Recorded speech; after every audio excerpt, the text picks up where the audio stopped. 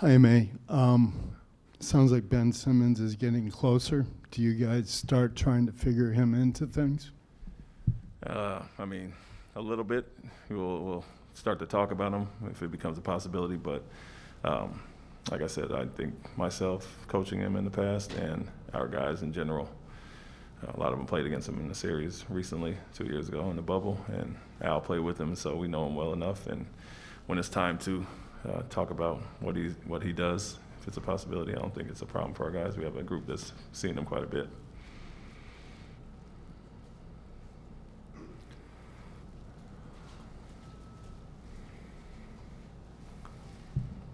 What stood out about the way your team stuck to the game plan in Game 1? What do you feel when you evaluate your Game 1 performance? How do you feel about the way your guys performed?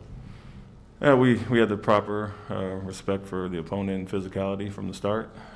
It was a tightly called game early on. I think they heard it something like a record 18 fouls in the first quarter, 9-9. That's who we want to be, but we do have to adjust to how they're officiating it. So I liked our physicality, attention to detail on certain guys.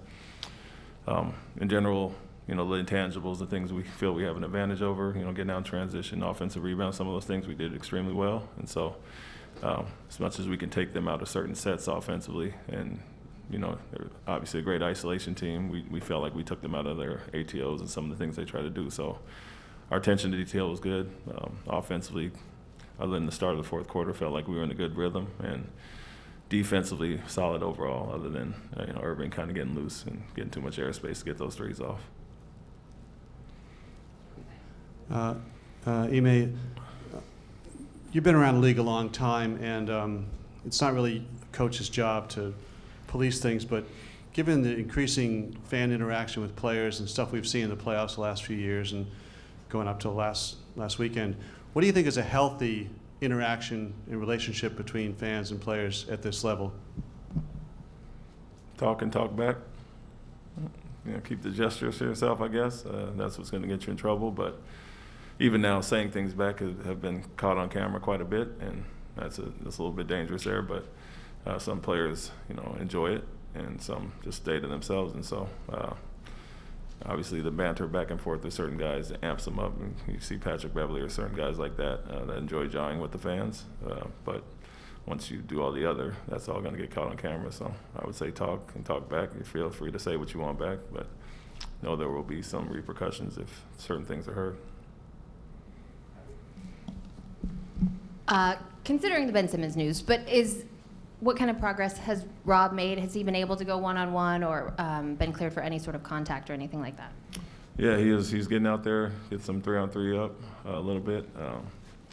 He's doing more every day, just comfort level thing with him. And like I said, the risk is of swelling or something like that coming off of surgery. And so it's a little bit of pain tolerance and just how his body reacts to, up level physically. And so he's doing a little bit more, getting out there on the court, looking good at times, and then, we ease it up the next day after he has a heavy session. So, as I mentioned, we're still planning on playing without him, but happy with this progress.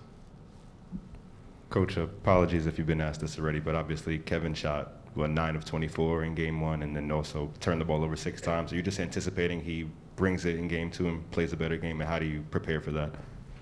Yeah, obviously one of the best scorers in the league and one of the best players of all time, and he's not going to sit back and be happy with that game. We have to do our part and continue to be aggressive and physical defensively, and not sit back and wait for him to be in attack mode, but we know he's going to come out more aggressive. Saw a stat the other day, I think he averages 41.8 coming off of losses with the Nets in the playoffs, and so understanding what he's going to come out and try to do, and we have to do our part as far as that and not, be caught off guard with his aggressiveness coming out. So I'm sure he will. We all know that.